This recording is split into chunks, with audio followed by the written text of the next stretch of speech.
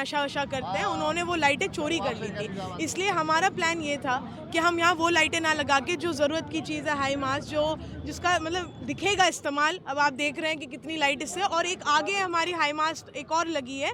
ये पूरा जो डार्क स्पॉट स्ट्रेच बना हुआ था, इसको पूरी तरीके से हमने रोशन कर दिया है। देखिए, वो टेम्पररी विधायक हैं, वो 6 महीने वाले विधायक हैं। वो 5 साल गायब रहते हैं, 6 महीने इलेक्शन से पहले वो निकल कर आते हैं और ये दिखाते हैं कि सारे काम वो करा रहे हैं। अब मैं आपको एक एग्जांपल दे दूं कि ये जो आप मेरे पीछे सड़क देख रहे हैं, नई बस्ती वाली, ये अभी बनी है सड़क। अब वो आके खड़े हो गए हैं और कह रहे हैं कि हम बनवा रहे हैं। मैं चैलेंज करती हूँ अमानतुल्ला खान साहब को कि टेंडर की कॉपी दिखाइए अगर आपने इसका बजट दिया है, और रोकने में हम कामयाब भी रहे। इस दफा क्यों नहीं रोक पाए? देखिए, सारे नेता भी आए हुए थे, सोशल एक्टिविस्ट भी आए हुए थे, सारे लोग यहाँ जमा थे। देखिए, जो लोग वहाँ पहुँचे हुए थे वो अपनी सियासत चमकाने पहुँचे हुए थे। रोका जा सकता था, लेकिन जब आपने 10 साल में अपने करप्शन में यहाँ की एजेंसीज और यहाँ के एडमिनिस्ट्रेशन को अपने ऊपर इतना हावी कर दिया, इलाके में इतना हावी कर दिया है, तो अब ऐसे हालातों में आकर आप कैसे रोक पाओगे उनको? होते लोग करते रहते हैं, एक दूसरे पे इल्जाम तराशियाँ चलती रहती है। विधायक पहले अपना काम देखें कि 11 साल होने जा रहे हैं, उन्होंने 11 साल में क्या करा, उसके बाद दूसरे पे उंगली उठाए। इनको अभी 1 साल हुआ है। अगर हमारे विधायक साहब थोड़े फुर्ती से काम करने वालों में से होते, वो तो 6 महीने पहले निकल कर आते हैं इलेक्शन से। अगर उनकी नियत काम करने की होती तो ये 10 साल आपको इस टूटी फूटी सड़क पे नहीं चलना पड़ता। ये आखिरी बार तब बनी थी। लाइटें भी जलती थी छोटी वाली, लेकिन इतना नहीं था। ये बात सही है। ये तो रास्ते चलने वाले के लिए सुविधा बहुत हुई है, बाकी सब ठीक ठाक है। हेलो दोस्तों, मैं इस समय मौजूद हूँ ओखला नई बस्ती के बिल्कुल इस रोड पर, जहाँ पर बहुत ज़्यादा अंधेरा रहता था। ये रोड आप जब आएंगे ओखला हेड से लेकर के शाहीन बाग की तरफ ये जाता है, अबुल फजल एंकल्यू की तरफ, और आप यहाँ पर देखते थे कि यहाँ बहुत अंधेरा छाया रहता था, स्नैचिंग का ख़तरा रहता था, चोरी का डर रहता था, और काफ़ी यहाँ पर हादसे भी हुआ करते थे। लेकिन आज अरीबा खान ने यहाँ हाई मास्ट लाइट लगा दी है। आप देख सकते हैं यहाँ पर, इससे काफ़ी आसानी होगी लोगों को, राहगीरों को आने जाने में। और यहाँ पर काफ़ी उजाला है इस टाइम, देख सकते हैं आप, पूरा दिन की तरह जगमग रोशनी हो रही है यहाँ पर। और लाइटिंग सिस्टम यहाँ के अलावा इस रोड पर और भी 2-3 लाइटें लगाई हैं, आप इसके सामने आप देखेंगे आई हैं। इसके अलावा यहाँ शाहीन बाग का जो कब्रिस्तान है वहाँ पर भी लाइटिंग लगवाई है। इनका वहाँ पर तदफीन हुआ करती थी तो उसमें भी काफ़ी दिक्कत आती थी, इसलिए वहाँ पर भी एक लाइट लगवाई है। और उनका कहना ये भी है कि अगर ये लाइटिंग सिस्टम ख़राब हो जाता है तो वो ठीक भी कराएंगे और मेंटेनेंस का पूरा ख्याल रखा जाएगा। चलिए हम बात करते हैं अरीबा खान से। देखिए, जब मेरा इलेक्शन था काउंसलर का, तब हमने बहुत ज़्यादा कोई बड़े बड़े झूठे वादे नहीं करे थे। जो इन चीज़ों पे हम काम कर सकते थे और जो हमें अंदाज़ा था कि हम इन चीज़ों को, जो सालों से नहीं हुई थी, 10-10, 15-15 साल से नहीं हुई थी, लेकिन हमें इल्म था और हमें यकीन था कि हम उसका सलूशन निकाल सकते हैं। उन वादों में से एक वादा था अलशिफा हॉस्पिटल के सामने के कूड़ेदान को ख़त्म करना, और एक वादा था कि ये जो आपका रेत का टीला जो है नई बस्ती के आगे, यहाँ से लेके 3 नंबर तक, ये एक डार्क स्पॉट बना हुआ था, जिस पे बहुत लोगों ने इलेक्शन कैंपेन के दौरान भी हमसे कहा था कि आप इस पे ज़रूर काम करिएगा अगर आप जीतती हैं। और मैंने ये वादा भी किया था वार्ड 188 की आवाम से कि इंशाल्लाह हमें कामयाबी मिलेगी तो हम इस डार्क स्पॉट को पूरी तरीके से ख़त्म करेंगे। और उसी के तहत देखिए, आज अल्लाह का बेहिसाब शुक्र है अल्हम्दुलिल्लाह, और लोगों की दुआओं से हमने यहाँ रेत के टीले पे एक हाई मास्ट यहाँ लगाई है, एक हाई मास्ट लाइट हमने आगे 3 नंबर पर लगाई है, और एक और जो बहुत बड़ी प्रॉब्लम थी कि जो शाहीन बाग का कब्रिस्तान है, एक वाहिद कब्रिस्तान है यहाँ पर इस वार्ड में, और इधर उधर की भी एक बटला हाउस का है या इधर है, इनमें अंधेरा रहता था। अगर किसी की अनटाइमली डेथ हो रही है किसी वक्त के शाम को, सनसेट के बाद तदफीन का हो रहा है, तो वहाँ अंधेरा बहुत रहता था, जिससे लोगों को बहुत परेशानी का सामना करना पड़ता था। तो उसी को देखते हुए हमने एक शाहीन बाग कब्रिस्तान के अंदर एक हाई मास्ट लाइट लगवाई है। और उसके अलावा हमने अल्लामा शिबली रोड जो है, जो आपकी 40 फुटे से आगे जो रोड पड़ती है, उस रोड पर हमने पूरी रोड पर 40 नए पोल लगाए हैं, नई लाइटें लगाई हैं। आज हम उसका भी इनॉग्रेशन करेंगे। बाकी बात बाद में करेंगे, फिलहाल आप इनॉग्रेशन करिएगा इसका, फिर उसके बाद हम आपसे कुछ सवालात हैं वो करेंगे। तो यहाँ पर दिखाना, यहाँ देख रहे हैं आप इनॉग्रेशन करने जा रही हैं, ये हाई पोल, ये देख लीजिए यहाँ पर, ये आप देख सकते हैं, इसका उद्घाटन करने जा रही हैं अरीबा खान काउंसलर। ये देखिए इनॉग्रेशन कर लिया यहाँ पर, लाइट जलाने जा रही हैं।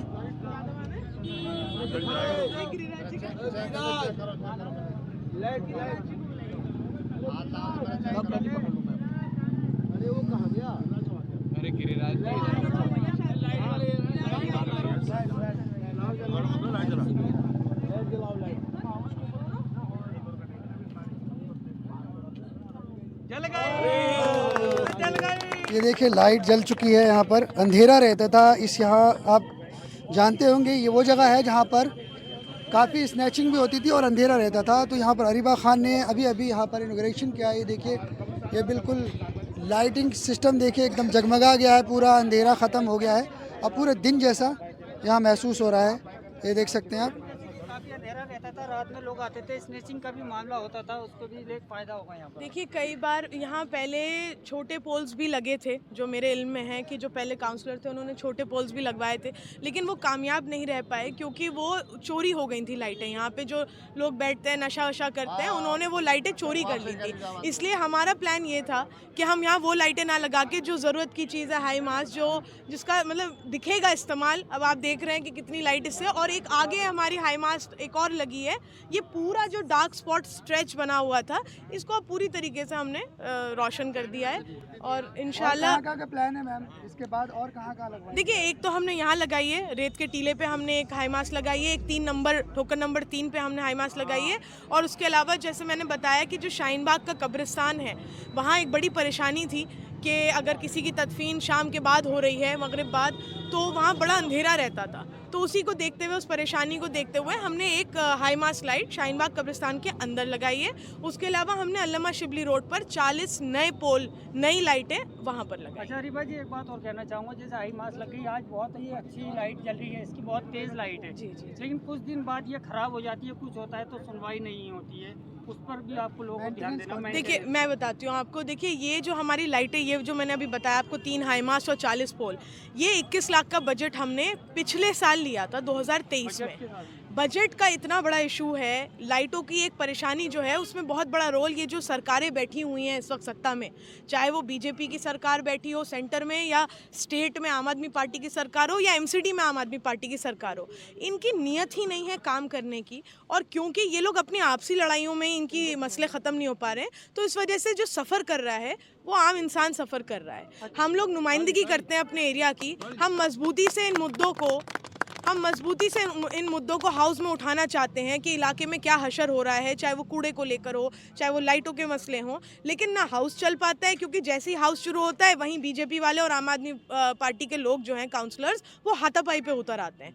और हमारी तरबियत ऐसी है नहीं कि हम हाथापाई करें खड़े होकर, तो हम वहाँ साइड में हो जाते हैं। तो एरिया के मुद्दों पर कोई बात चर्चा हो नहीं पाती है। इस वजह से एक बजट का बहुत बड़ा इशू है जो एमसीडी में हमें फेस करना पड़ रहा है। ये लोग बजट रिलीज करने को तैयार नहीं है। मैं आपको बताऊं, इस फाइनेंशियल ईयर में ये जो पिछली बार जो 75 लाख 2023 के फाइनेंशियल ईयर में जो हमको बजट मिला था, ये उस बजट की लाइटें हैं जो अब जाके फाइनली मुकम्मल हुई हैं, क्योंकि ये बजट ही देने को तैयार नहीं है। अभी ये जो फाइनेंशियल ईयर गया है 2024 का, कुल 20-25 लाख रुपए हमको बजट के तौर पे मिले हैं। उस 25 लाख में हम नाले की भी डीसिल्टिंग करा रहे हैं, हमें लाइटें भी देखनी है, हमें एक्स्ट्रा टिपर भी लगवाने होते हैं, हमें मलबा भी उठवाना होता है, दसियों काम। आप खुद बताइए, पढ़े लिखे लोग हैं सब जामिया नगर के, कि 25 लाख के बजट में आप क्या क्या कर पाएंगे। अभी भी उसमें से हमने 5 लाख की लाइटों का टेंडर करा रखा है, लेकिन क्योंकि आबादी बहुत है, एरिया के हिसाब से लाइटें भी हम कोशिश करते हैं जितना ज़्यादा हो सके लाइटें लगें गलियों में, पतली पतली गलियों में भी हम कोशिश करते हैं, तो उस वजह से थोड़ी शॉर्टेज है। मैं तो अपील करती हूँ कि आम आदमी पार्टी की सरकार से भी कि आप अपनी लड़ाइयाँ बाद में करिएगा। लोग दिल्ली के लोग सफ़र कर रहे हैं, बड़ी परेशानियाँ हैं, हम जूझ के काम करा रहे हैं, हमें मालूम है हम कैसे करा रहे हैं, क्योंकि हमारी आदत रोने की नहीं है कि हम रोने लगें कि हम ऑपोजिशन में बैठे हैं, सरकार हमें काम नहीं करने दे रही। हम बिल्कुल मजबूती से काम करेंगे, लेकिन उसमें थोड़ा डिले हो जाता है कई कामों में, लेकिन हम कोशिश करते हैं कि लोगों की उम्मीदों पे खड़े हो। समय में एक सवाल बनता है ज़रा सा, ये है कि जैसे विधायक अमानतुल्लाह खान सड़कों पे सफाई करा रहे हैं, हमने सवाल करा तो उन्होंने कहा दोनों ही काउंसलर काम नहीं कर रहे, सफाई नहीं करा रहे, इसलिए मजबूरी में मुझे करना पड़ रहा है। देखिए वो टेम्पररी विधायक हैं, वो 6 महीने वाले विधायक हैं, वो 5 साल गायब रहते हैं, 6 महीने इलेक्शन से पहले वो निकल कर आते हैं और ये दिखाते हैं कि सारे काम वो करा रहे हैं। अब मैं आपको एक एग्जांपल दे दूं कि ये जो आप मेरे पीछे सड़क देख रहे हैं नई बस्ती वाली, ये अभी बनी है सड़क, अब वो आके खड़े हो गए हैं और कह रहे हैं कि हम बनवा रहे हैं। मैं चैलेंज करती हूँ अमानतुल्लाह खान साहब को कि टेंडर की कॉपी दिखाइए अगर आपने इसका बजट दिया है। ये यूपी इरिगेशन जो एजेंसी है, जिसकी ये सड़कें भी हैं, जिसकी यहाँ कई सारी लैंड है, ये यूपी इरिगेशन जो है, हम लगातार पिछले 1-2 साल से, जब से मैं पावर में आई हूँ तब से मैं लगातार यूपी इरिगेशन वालों को हमने लेटर्स भी लिखे, हमने उनसे मीटिंग्स भी करी, हमने बार बार अधिकारियों को अप्रोच करा कि ये जो आपकी मेन रोड्स हैं ये बहुत खस्ता हाल में हो रही हैं, इनको रिपेयरिंग की ज़रूरत है, इनको दोबारा बनाने की ज़रूरत है, क्योंकि आखिरी बार ये सड़कें तब बनी थी जब हमारे वाले साहब विधायक थे। उसके बाद से कभी इन पे कभी कोई गौर ही नहीं फरमाया गया कि किस हालत में और इससे लोग कितना सफ़र कर रहे हैं। तो अब यूपी इरिगेशन ने फाइनली हमारी बात का संज्ञान लेकर वो हरी कोठी मेन रोड भी पूरी बनाई। ये जो नई बस्ती का पैच था, थोड़ा सा पैच हमने एमसीडी से बनवाया था, जबकि एमसीडी अनऑथराइज्ड एरिया में काम नहीं करती है, लेकिन हमने किसी तरह मैनेज करके एमसीडी से थोड़ा सा पैच बनवाया था। अब यूपी इरिगेशन ने ये पूरी रोड बनाई है, लेकिन विधायक साहब सिर्फ क्रेडिट ले रहे हैं, फर्जी क्रेडिट। आप टेंडर की कॉपी मांगिए, आप कहिए, दिखाइए कि आपने कौन सा बजट दिया है इसके लिए। देखिए मैं आपको बता नहीं, मैं देखिए, मैं इन रोड्स की बात कर रही हूँ जो यूपी इरिगेशन के अंडर आती है। अगर सिस्टम क्या होता है मैं आपको थोड़ा सा बता दूं। तरीका ये होता है, जब हमारे वाले साहब ने ये सड़कें बनवाई थी तो दिल्ली सरकार से बजट यूपी सरकार को दिलवाया गया था। उस वक्त पे 7 या 10 करोड़ के करीब वो बजट दिलवाया गया था जब ये सड़कें बनी थी। वही प्रोसेस अब भी होना चाहिए। तो वो कॉपी दिखा दीजिए कि दिल्ली सरकार ने कहाँ दिया है पैसा यूपी इरिगेशन को, अगर वो क्लेम कर रहे हैं। कल रात जो ये सड़क बनी है मैम, जैसे कि आप बता रहे हैं पूरी सड़क कल रात बनी है। बिल्कुल। तो ये विधायक अमानतुल्लाह खान मैं चैलेंज के साथ आपसे कह रही हूँ कि आप वो कॉपी दिखा दीजिए मुझे जिसमें ये अगर मेंशन हो कि दिल्ली सरकार ने बजट दिया है यूपी इरिगेशन को। ये यूपी इरिगेशन ने अपने पास से बजट निकाल कर अपना टेंडर कराकर ये सड़कें बनाई हैं। मैं तो ओपन चैलेंज दे रही हूँ, अगर मैं गलत हूँ तो मुझे साबित करिए गलत हूँ मैं।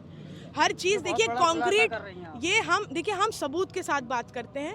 अगर हमने बनाई होती तो हम आपको सबूत दिखाते, हम तो नहीं कह रहे कि हमने बनाई है। हाँ, लेकिन जो हकीकत बात है कि हम लगातार अधिकारियों से टच में थे, अप्रोच कर रहे थे, टाइम लग गया, क्योंकि देखिए आपको भी पता है कि सिस्टम कैसा चल रहा है, यूपी में सरकार किसकी है, और क्योंकि देखिए नुमाइंदे ढीले हैं। अगर हमारे विधायक साहब थोड़े फुर्ती से काम करने वालों में से होते, वो तो 6 महीने पहले निकल कर आते हैं इलेक्शन से। अगर उनकी नियत काम करने की होती तो ये 10 साल आपको इस टूटी फूटी सड़क पे नहीं चलना पड़ता। ये आखिरी बार तब बनी थी। एक सवाल और आ रहा है मैम, जो दीवार हुई है, पहले आप लोग आए थे तो दीवार रुक गई थी, लेकिन इस बार दीवार रुक नहीं पाई, वो हरी कोठी। जी जी जी। तो क्या कहेंगे? देखिए, ये अभी पिछले 1-2 महीने पहले की बात है कि यूपी इरिगेशन के अधिकारी आए थे और उन्होंने ये कोशिश करी थी कि इसको खोद दिया जाए और यहाँ दीवार खड़ी कर दी जाए। उस वक्त मैं भी वहाँ मौजूद थी, मेरे वालिद साहब भी वहाँ मौजूद थे, और हमने मजबूती से देखिए जो हमारा तरीका है और उसका रिजल्ट भी निकलता है। आपने देखा कि हमने जाके वहाँ उनको धमकाया भी, उन्हें रोका भी, और रोकने में हम कामयाब भी रहे। इस दफा क्यों नहीं रोक पाए? यहाँ पर सारे नेता भी आए हुए थे, सोशल एक्टिविस्ट भी आए हुए थे, सारे लोग यहाँ जमा थे। देखिए, जो लोग वहाँ पहुँचे हुए थे वो अपनी सियासत चमकाने पहुँचे हुए थे।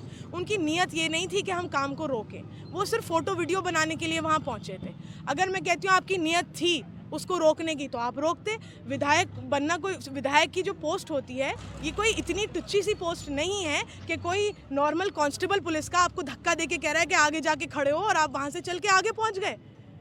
आपने तो इस पोस्ट की जो एक गरिमा होती है या जो एक स्टेटस जो होता है उसकी आपने बिल्कुल ऐसी की तैसी कर रखी है। रोका जा सकता था इसको? देखिए, जो काम हुआ है ये तो यूपी इरिगेशन की बिल्कुल रोका जा सकता था, लेकिन जब आपने 10 साल में अपने करप्शन में यहाँ की एजेंसीज और यहाँ के एडमिनिस्ट्रेशन को अपने ऊपर इतना हावी कर दिया, इलाके में इतना हावी कर दिया है, तो अब ऐसे हालातों में आकर आप कैसे रोक पाओगे उनको? अगर ये 10 साल में हालात नहीं बिगड़े होते, यहाँ पुलिस कितनी हावी है, यहाँ एडमिनिस्ट्रेशन कितना हावी है, कोई भी एजेंसी आके यहाँ पे बुलडोज़र चलाए दे रही है, कोई भी एजेंसी आके यहाँ दीवारें खड़ी कर दे रही है, ये हमारे विधायक साहब की कहीं ना कहीं नाकामी रही है कि उन्होंने 10 साल अपने करप्शन में डूबने के लिए इन एजेंसियों को फ्री हैंड दे दिया और उनको हावी होने दिया इस इलाके पर। उसी का नतीजा है कि विधायक के खुद खड़े होने के बावजूद वो एजेंसियाँ कितनी हावी थी।